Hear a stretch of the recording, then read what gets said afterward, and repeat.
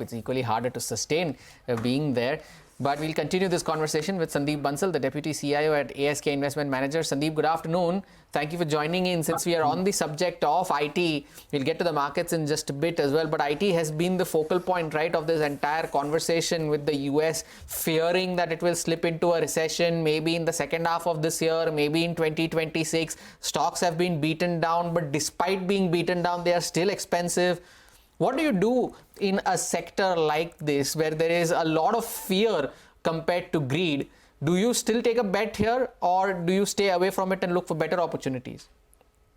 We think that there are better opportunities available in the market than the IT sector because the uncertainty that is surrounding the sector is just too much. There are too many variables at play, which will be difficult for us to figure out. And while the stocks might have corrected from their peak levels, they are still not attractive given the likely growth that is going to pan out. So our idea is more to focus on domestic oriented businesses, more to focus on manufacturing oriented businesses, rather than have exposure to sectors like IT, which are more of a macro play on the entire US economy and discretionary spending, wherein the risks could be relatively higher. Right. So what are these better opportunities, Sandip, that you're spotting in comparison to IT? What's on your radar right now after this recovery that we have seen from the lower levels as well? Yes, there has been, around a 5% kind of a recovery in the markets. Maybe the broader market, specific stocks have rebounded more sharply. But we believe that still there are opportunities which is available, on discretionary consumption. We are likely to see the boost from the tax cuts flow through the next year. There is anyways a uptick in the rural economy. Urban consumption is also likely to bottom out in a quarter or so. Then there is going to be the pay commission effects that is going to come in from next calendar year onwards, perhaps. So discretionary consumption is something which we are bullish on. It's a domestic granular story. In addition to that, domestic manufacturing infrastructure, these are businesses that we continue to like. We believe that this entire tariff episode that is playing out ultimately is going to lead to an advantage India kind of a scenario.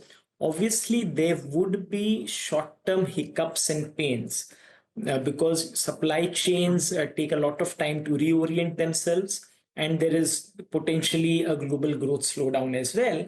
But once all of this settles down, Indian manufacturing should end up as a big beneficiary. Infrastructure, we believe, especially on the power side, government thrust and capex continues, and there are various ways to play the entire power story. In addition to that, healthcare as a space is something which we like. While there is an overhang in terms of what could be the ultimate tariff announcements on the entire pharma space, given its essential nature, given the fact that Indian companies contribute around 40 to 50% of the generics market in the US, we believe that we have a solid footing, and the impact of tariffs, if at all, might not be that high. In addition to that, there are domestic-oriented pharma plays also available, which we think will continue to do well. Okay. Hi, this is Reema here. Talking about the India manufacturing opportunity. Now, there are companies like a Dixon, there is a Syrma SGS. Now, Dixon is, in a way, a little bit stolen a lead over Syrma SGS purely in terms of a stock price. And then there is that added tailwind about electronics because Dixon supplies to a Motorola. So it's got a bigger play in the smartphone market, which could shift to India as it's disadvantaged China. So can you tell us, because in your top holdings, you've got a Syrma SGS. So a lot of our viewers ask us, why not Dixon, right? Why is Syrma SGS? So give us your thoughts on this. So Reema would not be able to talk stock specifics, but we have quite a few names across our different portfolios in the broader EMS space. there are different drivers for each of these stocks. But if we look at the broader sectoral story, the Indian EMS space only caters to a fraction of the domestic consumption requirement, and the export market is a multiple of that. So even if we are able to just fulfill the domestic requirements of the next few years, there is a huge headroom for growth that is available. In addition to that, we will see this global diversification of supply chains, wherein perhaps there is going to be a higher levy of tariffs on China, which is going to incentivize the move towards India. If we look at these different plays that are available in the EMS space, each of them has, while the businesses are quite similar in one sense, in another sense, there are different drivers for each of them because they have their own niche areas which they cater to. Some of them could be more diversified.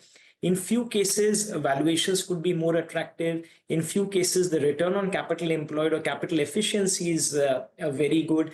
And in a few of the other cases, there are newer growth drivers in terms of adjacencies to their businesses or backward integration that they are doing. So we actually like the entire space.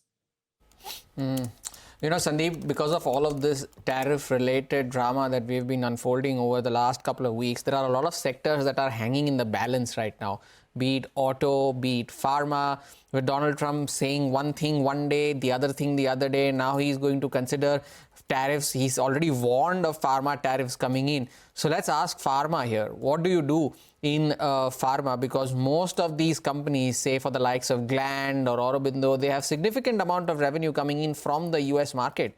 How does this significant quote-unquote tariff imposition impact a sector like pharma, and how do you position yourself here? Yeah, so, a few things are relatively certain in this environment. Maybe for the market for now, the peak of fear is behind because of the various reprieves that have been gotten around in the tariff drama over the last few days, whether it be in terms of imposition of timelines or, certain sector-specific carve-outs.